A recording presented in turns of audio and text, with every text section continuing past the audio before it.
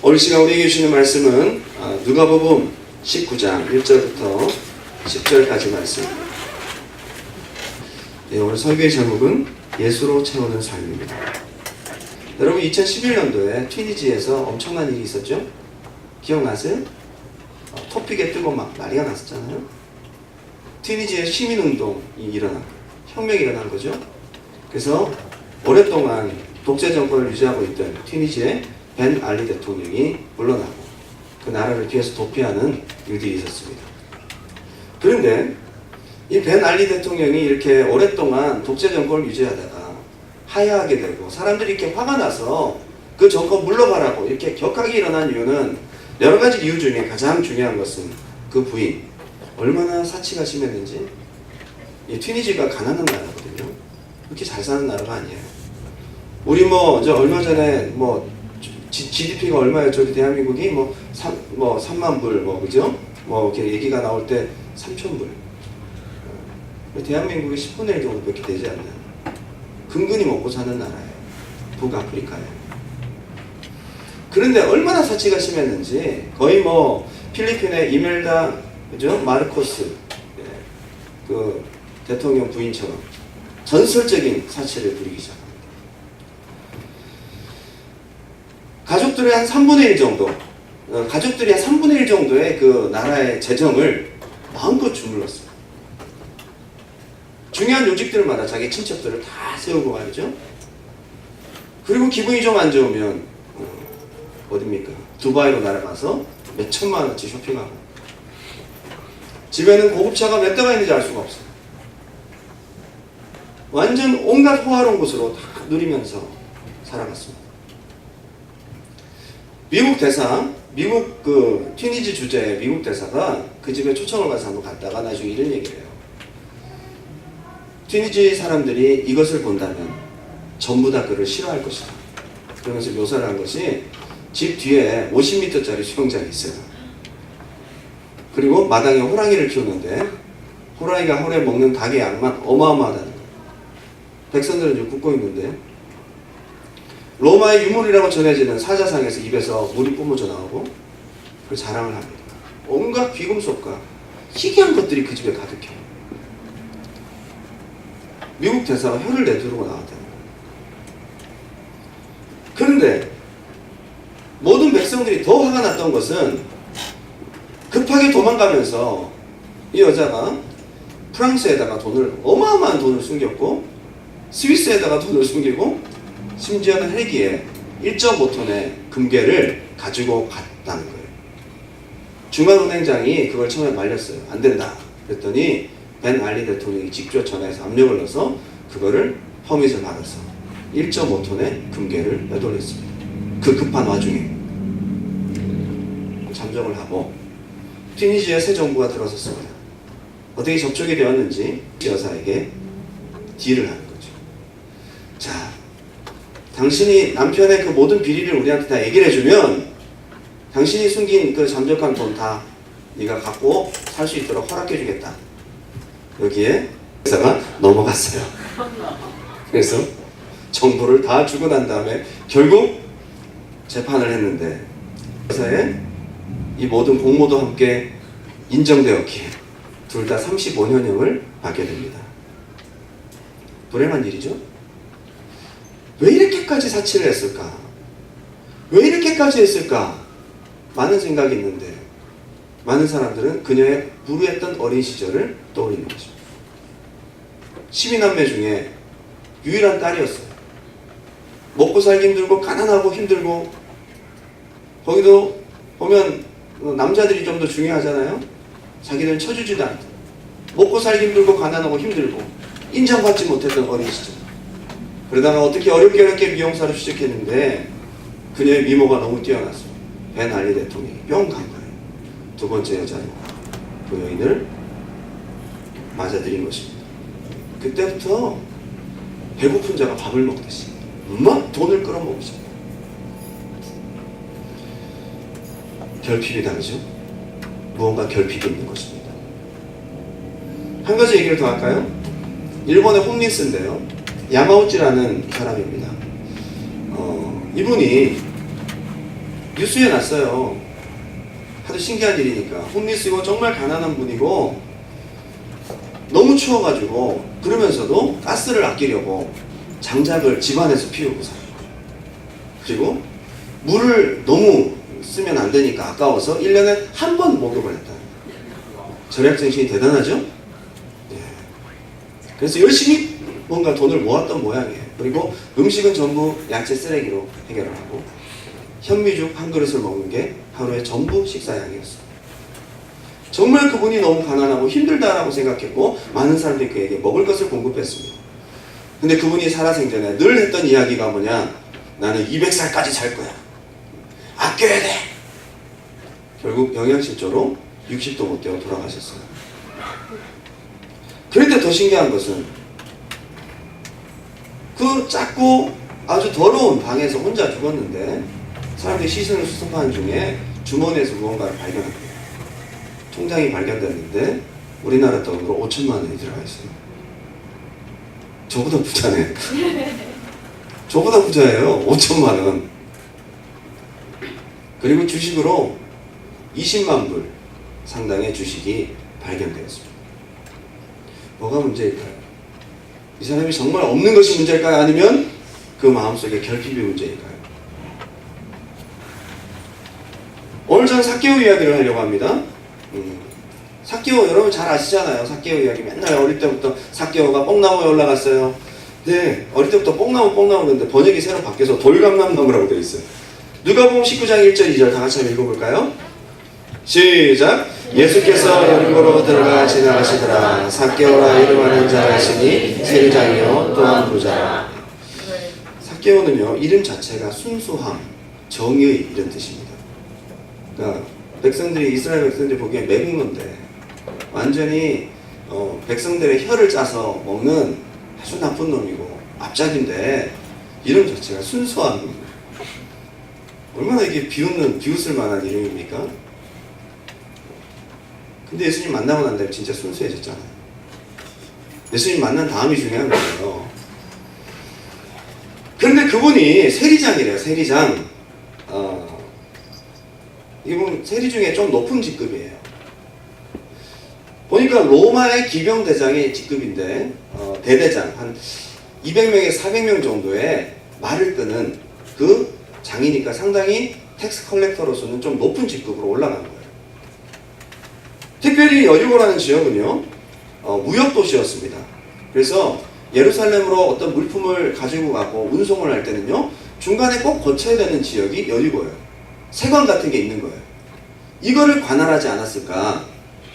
그러니까 이 사람은요 거기서 얻는 수수료만 해도 엄청난 부자인 거예요.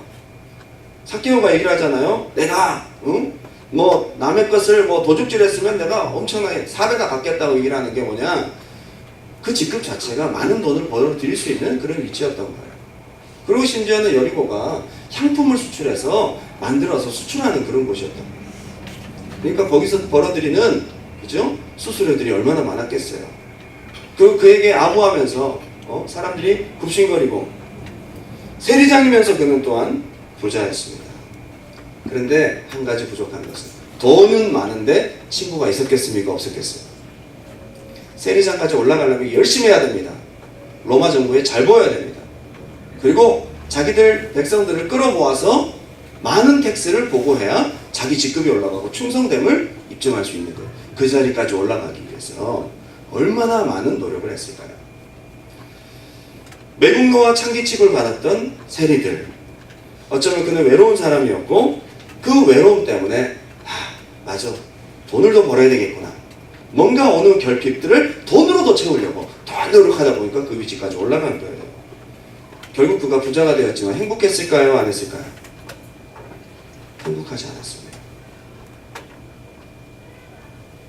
뭔가 마음속에 있는 결핍들이 있었던 것 같아요. 어느 날 예수님이 지나가신다는 소식을 듣습니다. 삭개오가 왜 관심이 가는지 모르겠지만 아마 그도 소문을 들었겠죠. 예수님은 정말 병자들, 사람들이 상종 안 하는 사람들 고쳐주고, 그래서 막 많은 사람들을 새롭게 하고, 뿐만 아니라 제자 중에 한 명이 또 세리래. 저분은 세리를 인정해 주는구나. 우리 동네에서는 전부 겉만 나한테 잘 보려고 하지 속은 전부 사람이 벌써 다 본능적으로 압니다. 여러분 애들도요 자기 좋아하고 싫어하는 거 알아요. 애들도 지 좋아하는 거 개도 압니다. 개도. 강아지도요 무서워하고 그러면 막 짖어요. 근데 막 좋아하면 개도 꼬리치고 와요. 사람이 영물이잖아요.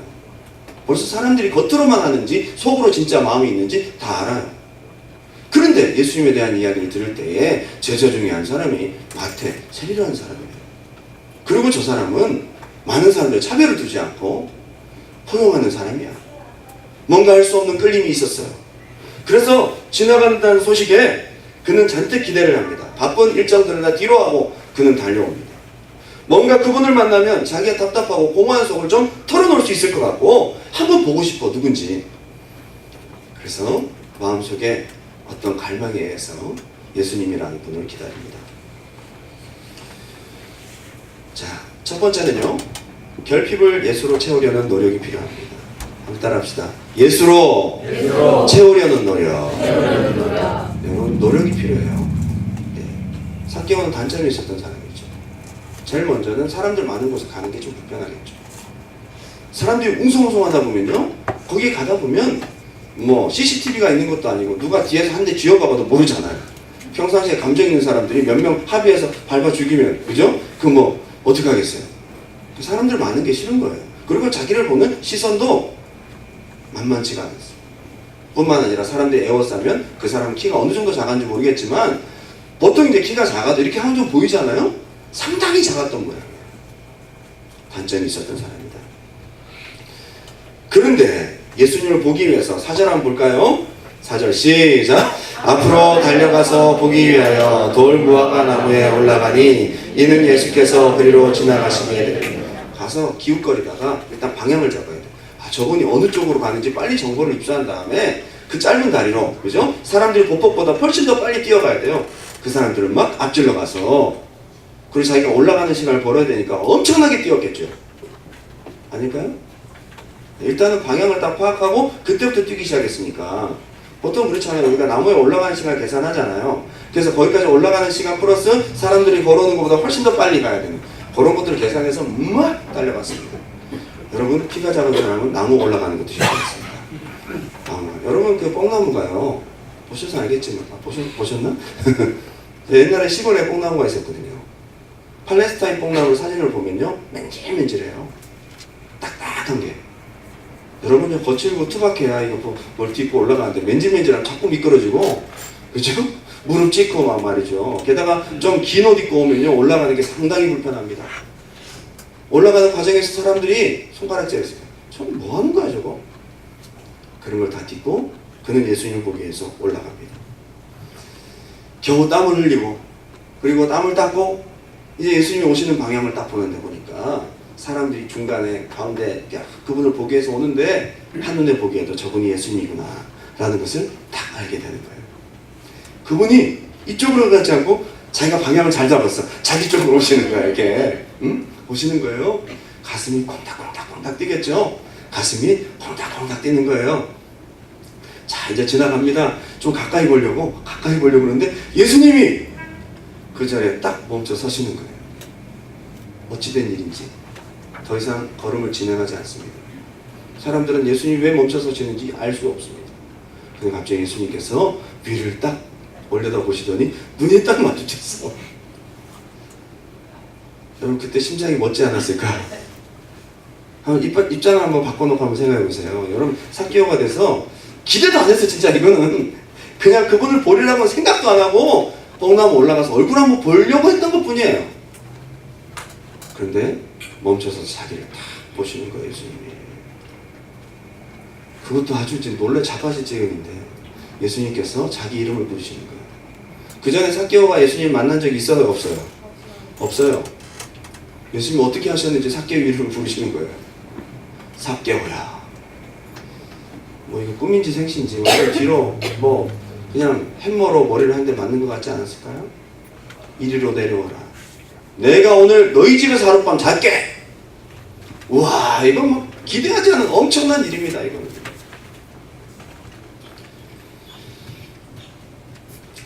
그런데 삭개오가요 6절에 기뻐하며 급히 내려왔다라는 얘기를 합니다. 여러분 그 순간 얼마나 마음이 기뻤을까요? 여러분들 막 좋아하는 연예인을 내가 보려고 기다려서 야 막 정말 토론토에 온다는 얘기를 듣고 갔더니 막 사람들이 둘러싸여서 막 사인을 받고 그러는데 갑자기 그 연예인이 나한테 걸어오는 거예요. 걸어오더니 내 이름을 딱 부르면서 오늘 내가 너희 집에 자도 될까? 별로 와닿지는 않으시나 본데 삭개오에게는 굉장히 충격적인 사건이에요. 희한한 것은 알 수 없는 기쁨이 삭개오 속에 넘쳐났다는 것입니다. 여러분 부자고 아무리 잘 살고 자기가 원하는 거 다 가졌어도요 사람은 빈 공간이 있어요. 그게 뭘까요? 그게 바로 예수님으로 채워야 되는 공간이라. 삭개오는 그걸 느끼고 주님께로 달려갔던 것입니다. 주님으로 채워야 되는 공간이 있어요. 그런데 주님으로 채워야 되는데 크리스찬들이 예수님으로 채우지 않습니다. 예수님으로 채우려 하지 않습니다. 여러분 문제 있으면 문제로 해결하려고 그러죠. 사람하고 관계가 틀어지면 그 사람으로 해결하려고 하고 내가 돈 빚지면 돈을 더 많이 벌어야 되겠다 생각하고 항상 우리에게 어떤 문제의 모습이든 우리에게는 결핍이 있는데 그 결핍은 가장 먼저 예수 그리스도로 채워야 되는 것입니다. 우리 다윗 이야기를 잘 알고 있습니다. 다윗은 처음 예수님을 만났습니다. 하나님을 경험하고 기름 부음을 받잖아요. 그리고 왕이 됩니다. 하나님을 사랑합니다. 그러다가 그가 통일 이스라엘의 왕이 되고 그가 가는 곳마다 전쟁에 승리하고 많은 일들이 있었습니다. 그런데 어느 순간부터 다윗에게 있어서 결핍이 찾아오기 시작합니다.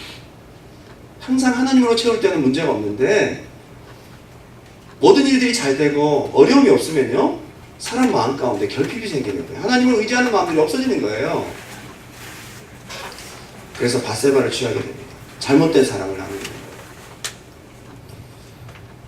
많은 학자들이 다윗의 이러한 심리적인 부분들 그리고 이제 다윗이 시편에서 고백했던 많은 이야기들 가운데서 다윗은 피해의식과 과대망상증이 어느 정도는 있다라고 평가를 합니다. 다윗의 어린 시절을 한번 우리가 볼 필요가 있는데요. 다윗은 8명의 형제 중에 막내였습니다. 우리가 뭐 여러 가지를 다 보지 않더라도 중요한 가정의 행사에 다윗만 쏙 빼놓고 7명의 형제들만 불렀다는 것은 다윗이 인정받는 아들이 아니었음을 우리는 알 수 있습니다. 시편 27절에 이렇게 나오잖아요. 시편 27편에 내 부모는 나를 버렸으나 여호와는 나를 영접하시리다. 부모에게 사랑과 인정과 부모로부터 포용을 받지 못한 다윗의 모습들을 우리는 알 수 있어요. 근데 이 결핍이 하나님의 은혜로 채워질 때는 문제가 없는데 이 결핍이 은혜가 떨어지고 난 다음부터는 이게 속에서부터 올라오는 거예요. 인정받지 못하고 사랑받지 못했던 것들이 왜곡된 사랑으로 고개를 쳐들기 시작합니다. 잘못된 사랑으로 발전되기 시작하는 것입니다. 그가 나중에 군대를 개소하잖아요. 군대를 개소한 것이 하나님 보시기에는 좋지 못했어요. 왜 그랬을까요?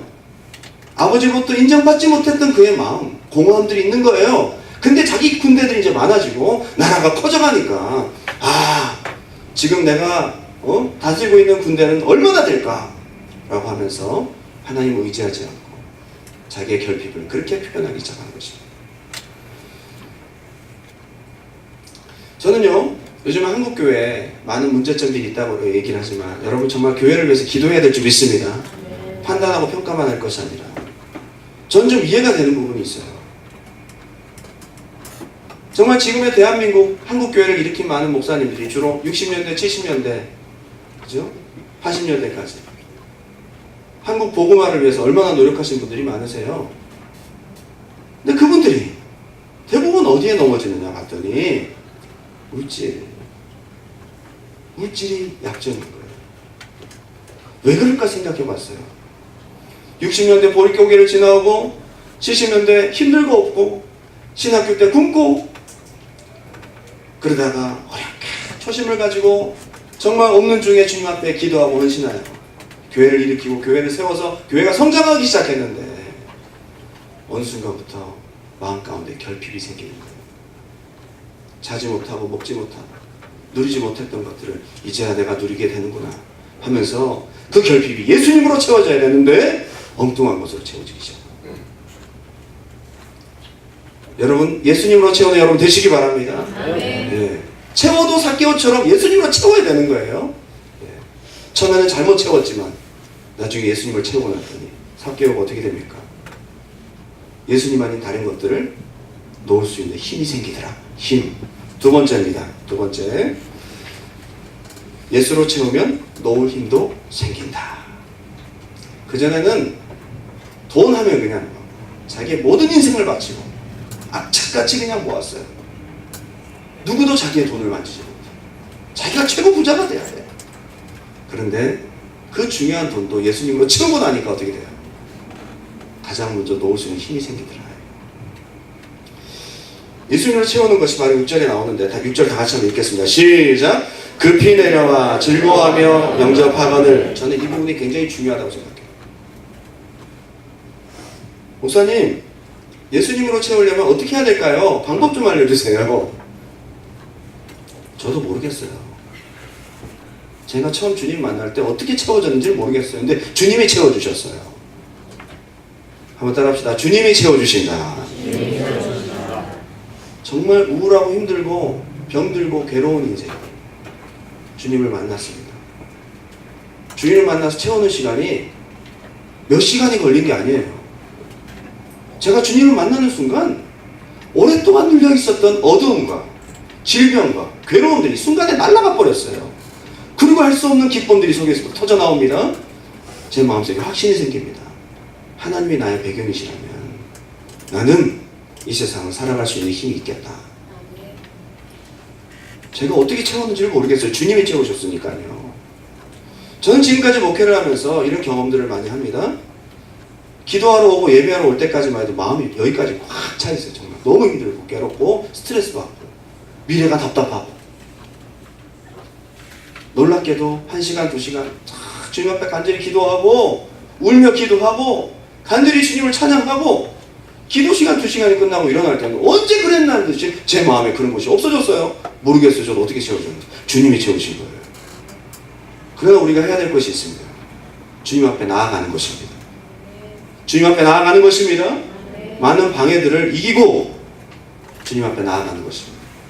삭개오는 키라는 장애물이 있었고 사람들이라는 장애물이 있었지만 그것을 이기고 나아갔더니 주님이 채워주시는 거죠. 저는 6절이 굉장히 중요하다고 생각이 들어요. 짧은 시간이지만 삭개오의 마음 가운데 뭔가 충격이 온 거예요. 주님께서 자기를 인정해 주었다는 그 사랑이 은혜가 된 것 같아요. 마음 가운데 기쁨으로 내려오게 됩니다. 그리고 7절 다 같이 한번 읽어볼까요? 시작! 무사람이 보고 수군거려 이르되 저가 죄인의 집에 유하러 들어갔도다 하더라. 자, 이제 이런 말들이 전혀 삭개오에게 영향이 있을까요? 없을까요? 없어요! 주님으로 채우고 난 다음부터는 사람들이 비난이 중요한 것이 아니에요. 여러분 교회 와서 은혜 받기 전에는요, 저 사람이 뭐라 그러고 저 사람이 뭐 기분 나쁘고, 진짜 은혜 받고 난 다음에는 그게 아무런 소용이 없다는 사실이에요. 은혜 받는 여러분 되시기 바랍니다. 네. 소용이 없는 거 이렇게 채워져야 돼요. 주님으로요. 그런데 중요한 것은 8절에 주님이 시킨 게 아니에요. 채워지고 나니까 이렇게 얘기를 하는 거예요. 삭개오가 서서 주께 여짜오되 주여 보시옵소서. 내 소유의 절반을 가난한 자들에게 주겠사오며 만일 누구의 것을 속여 빼앗은 일이 있으면 내 갑절이나 갚겠나요? 시키지 않았어요. 근데 삭개오가 스스로 자원하는 거예요. 자기가 그토록 열심히 벌었던 돈이 주님보다 중요하지 않은 거예요. 주님을 만나고 주님을 채우고 났더니 자기의 결핍의 원인이 무엇인지를 발견하고 그것부터 결단하는 거예요. 여러분, 중독의 문제, 죄의 문제, 자기 의지로 끊어지지 않던 것들이 언제 끊어진지 아세요? 정말 주님 은혜 받고요, 펑펑 울면서 주님 앞에 기도하고 나아갈 때 시키지 않아도 끊을 수 있는 힘이 생겨요. 결단은 거기서부터 나오는 거예요. 시키지 않았어요. 근데 삭개오 마음 가운데 결핍이 벌어서 자기 스스로 알게 되는 거예요. 아, 내가 이것 때문에 내가 무언가 부족을 이걸로 채우려고 했구나. 아, 아니야, 이걸 벌써 내가 내놔야 되겠다. 그것부터 비우고 결단하는 것입니다. 이게 진정한 회개예요. 회개는 억지로 짜서 되는 것이 아니에요. 주님으로 채우고 난 다음에 저절로 되는 것입니다. 네. 여러분, 교회에서 결핍 있는 자들의 특징이 있습니다. 자기 주장 강하십니다. 고집센 사람, 그렇죠? 사람들한테 인정받고 싶은 사람, 지나치게 인색한 사람, 비판하는 사람,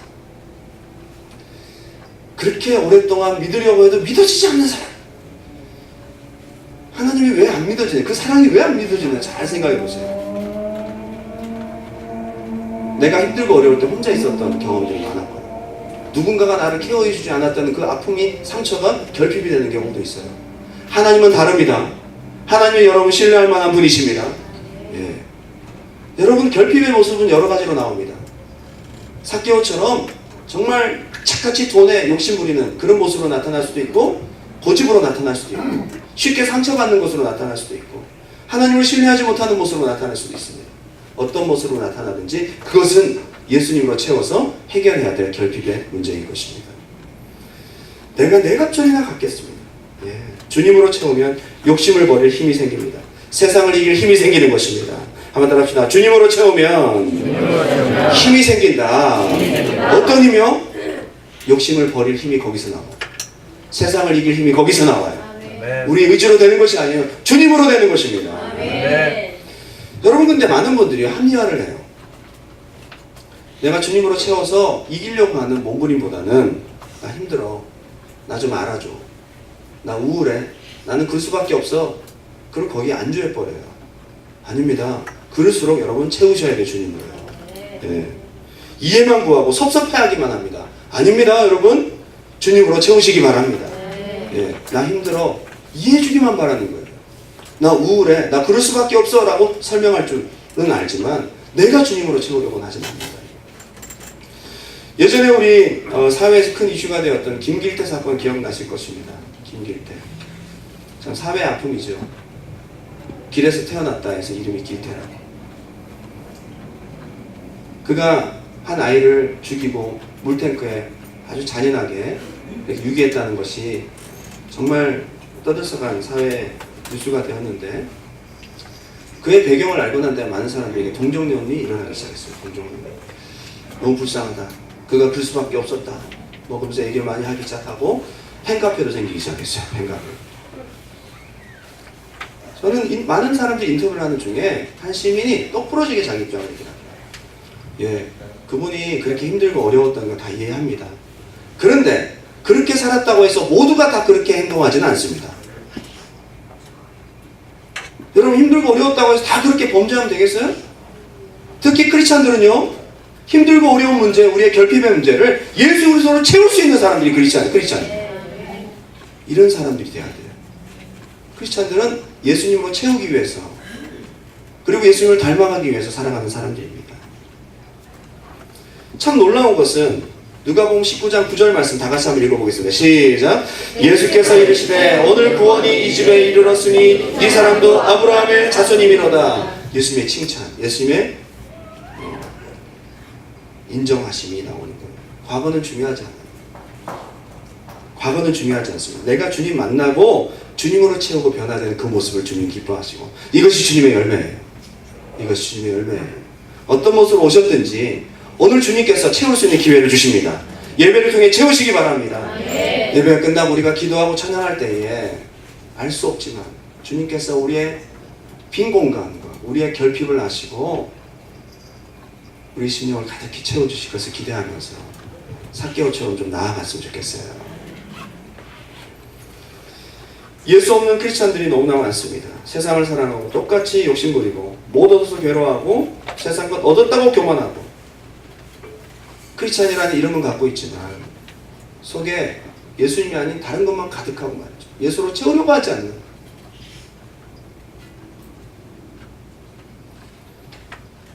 여러분, 우리가 진정한 크리스찬이 되어야 될 줄 믿습니다. 우리 마지막으로 한번 읽고 마칠게요. 19장 6절 시작. 급히 내려와 즐거워하며 영접하거늘. 오늘 삭개오가 주님 안에서 이 기쁨과 주님을 만나는 이 즐거움이 있었던 것처럼 오늘 우리에게도 이 주님으로부터의 채우심이 있었으면 좋겠습니다. 저는 사마리아 여인을 마지막으로 얘기하고 마치겠는데요. 사마리아 여인과의 대화가 가만히 보면 굉장히 평이하게 간단간단히 진행되다가 어느 순간 갑자기 내가 바로 네가 찾던 메시아다 그랬더니 그가 물동이를 버려두고 마을로 뛰어갑니다. 주님과의 대화를 보면 그가 언제 채워졌는지 알 수가 없어요. 그런데 그가 그토록 목말라 했던 물동이, 그죠? 그 육신적인 물동이를 버려두고 뛰어갔다는 것은 영적으로 무언가가 채워졌다는 것을 반증하고 있는 것입니다. 언제 채워졌는지 몰라요. 근데 주님이 채우시는 거예요. 마음속에 갈망이 있고 주님을 만나고자 하는 마음이 있는 사마리아 여인에게 일부러 주님이 찾아가셨어요. 삭개오에 가신 것처럼 대화 가운데 주님이 채우신 것입니다. 우리 안에도 이런 채우심이 있었으면 좋겠습니다. 이번 선교사님이요, 지난 금요일 날은 제가 간증을 했지만 오늘 또 못 들은 분들을 위해서 잠깐 얘기를 나누고 마치겠습니다. 선교사님이 이제 저한테 오시기 전에 지난 금요일 날 카톡이 왔어요. 너무 가는 길이 힘드네요. 그래서 이거 한마디에 완전 너무 힘든 게 느껴지더라고요. 프랑스 파리에서 여기 오는 과정에서 소매치기를 당한 거예요. 선교사님이. 한국에서 그래도 거의 오랫동안 있었는데 그동안 모았던 선교 헌금 그리고 모았던 돈들을 전부 US 달러로 다 현금으로 캐시로 다 바꿨어요. 그러면 지갑에 넣은 거예요. 나눠서. 둘 다 잃어버려요. 둘 다. 24시간 안에 2번의 소매치기를 당하게 됩니다. 그것도 누구를 도와주다가 그랬죠. 도와주다가. 너무 힘들었던 거예요. 그래서 너무 괴로워서 돈 잊어버린 것 때문에 이제 나는 어떻게 하나. 그러면서 심지어 꿈을 꿨대. 돈 찾는 꿈. 돈 찾는 꿈. 그래서 꿈에 돈을 찾고 주머니에 돈이 있더래. 그래서 꿈에 막 엉엉 울었대요. 근데 일어나 보니까 꿈이었어. 너무 괴로워하는 거예요. 게다가 이 토론토로 오는데 뉴욕에서 공항에서 5시간 비행기를 2번인가 놓치고 그래가지고 온 게 벌써 3시 반에 오기로 했는데 공항에서 10시 반에 만난 거예요. 제가 그냥 완전 쭉 처져가지고 너무 힘들어 하시는 거예요. 그런데 제가 원래 이제 공항에 뭐 도착하면 30분에서 1시간 정도는 나중에 가도 되잖아요. 어라이브 하고 난 다음에 뭐 수속 받는 시간이 있으니까 제가 좀 넉넉 잡아 30분 뒤에 바로 출발했단 말이에요. 갔더니 선교사님 어떻게 된 건지 내리자마자 바로 나온 거예요. 그래서 1시간가량을 또 공항에서 기다렸네. 또 얼마나 미안한지 거기서 4시간 반 기다리고 여기서 또 1시간 또 기다린 거예요. 근데 그 1시간 동안 선교사님이 주님으로부터 치유를 받고 주님으로 채우심을 받는 시간을 갖습니다. 너무 괴로워서 성경을 봤대요. 너무 힘들어 성경을 봤대요. 제가 오기 전까지 30분 동안 성경을 보는데 마음 가운데 하나님께서 위로를 주시면서 내가 지금 돈에 집착하고 있었구나. 성교는 주님으로 하는 건데 예수 이름으로 성교하는데 많은 돈이긴 하지만 내가 너무 이걸 의지하고 있었구나. 하나님 그걸 깨닫게 하셨어요. 선교사님이 그러더라고. 저는요 어릴 때부터 너무 고생을 많이 하고 가난이 그래서 돈에 대해서 자기가 약한 줄 몰랐는데 이걸 다 잃어버리고 난 다음에 깨달았다는 거예요. 성경을 읽는 중에 돈은 안 채워졌는데 예수님으로 채워졌어요. 예수님으로. 그래서 오는 길에 목사님 지금 괜찮아요. 지금 괜찮아요. 지금 제가 짧은 시간 여기 있는 동안에 채워졌어요. 그러더라고요. 금요일 예배 때 말씀을 전했어요.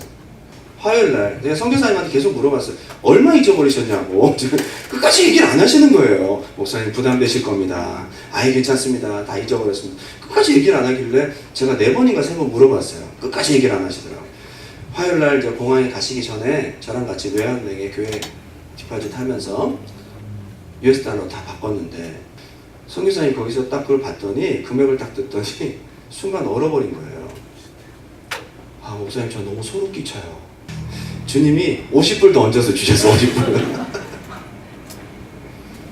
뭐 몇만 불 더 주신 거 아니라 50불 더 비슷하게 주신 거잖아요. 선교사님이 오히려 이것 때문에 은혜를 받는 게요. 내가 얼마 잃어버렸는지 하나님만 아십니다. 목사님한테 얘기 안 했잖아요. 하나님께서 내가 예수님으로 채우고 내가 이 선교를 돈으로 하지 않고 주님으로 해야 되겠다 결심하고 났더니 주님이 채우셨어요. 마지막 날 새벽 예배 때 우리가 선교사님에서 기도했습니다. 근데 첫 번째 기도 끝나고 두 번째 기도할 때에 우리 선교사님 가실 때에 약이나 연고 이것도 중요하지만 하나님 저 아들에게 치유의 권능을 주시옵소서. 병 고치는 은사를 주시옵소서. 하나님 필요합니다. 거기는요 필요합니다. 정말 간절히 감동이 와서 제가 합심기도했어요. 공항으로 가면 선교사님이 또 한 가지 얘기를 하는 거예요. 목사님 저 이번에 와서요 돈을 채운 게 아니라 예수님을 채우고 갑니다. 저 몇 년 전에 코나 열방대학에 가서 많은 분들이 자기를 위해서 예언을 해주셨는데 너 아프리카로 선교하는데 치유의 은사가 필요하다. 주님이 그거 주시기 원하신다는데 오늘 새벽에 목사님 통해서 우리 성도들이 그걸 놓고 기도해 줬다는 거예요. 너무 소름 끼쳐요. 저는 선교 주님으로 하겠습니다. 주님으로 선교하겠습니다. 여러분 우리가 주님 앞에서 무엇을 채워야 되는지를 잘 생각하시기 바랍니다. 여러분 고민하는 거리가 많잖아요. 영주권 없으신 분들은 영주권이 결핍이야. 그렇죠? 돈이 없으신 분들은 물질이 결핍이 될 수 있고 여러분에게는 어떤 결핍이 있을 수 있습니다. 그런데 당신이 크리스찬이라면 그걸 먼저 예수님으로 채우십시오. 한번 따라할까요? 너희는 먼저 그의 나라와 그의 의를 구하라. 그리하면 이 모든 것을 너희에게 채우시리라. 이제 우리 찬양하고 마칠게요. 우리 찬양할 때 사마리아 여인처럼 주님 앞에 사모하는 마음으로 좀 나아갔으면 좋겠어요. 오늘 삭개오처럼 우리의 마음을 뽕나무에 올리고요. 우리의 눈을 주님의 얼굴을 쫓기게 바랍니다. 주님이 오시는 것을 사모하면서 우리 주님께서 채우실 것을 갈망하면서 이 찬양을 기도하는 마음으로 올려드렸으면 좋겠습니다.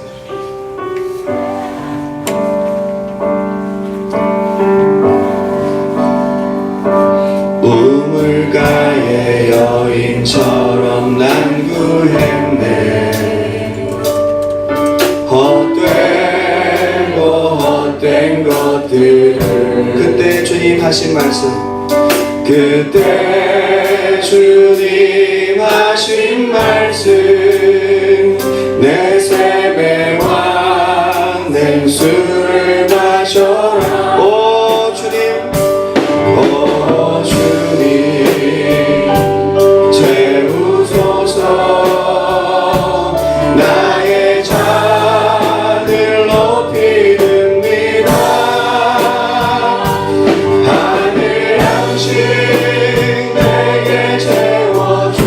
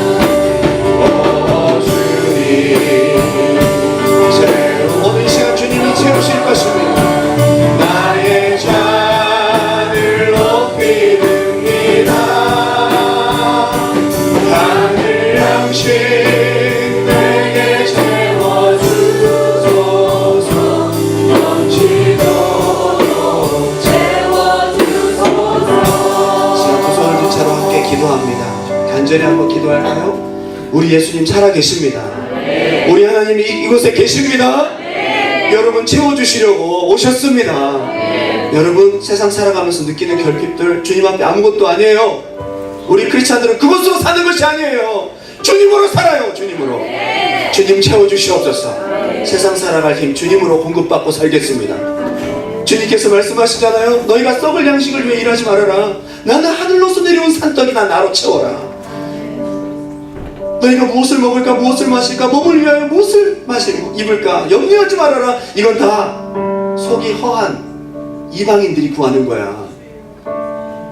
결핍이 있는 이방인들이나 구하는 거야. 너희는 먼저 그의 나라와 그의 의를 구하라. 그리하면 내가 모든 것에 더할 것이다. 이 간절한 마음으로 우리 주님께서 이 시간 여러분 기도를 들으시고 삭교의 10년 가운데 기쁨으로 채워주신 것처럼 우리 10년 가운데 주님의 은혜와 능력으로 채워주시기 원합니다. 주님의 이름 한번 부르고 기도합니다. 주여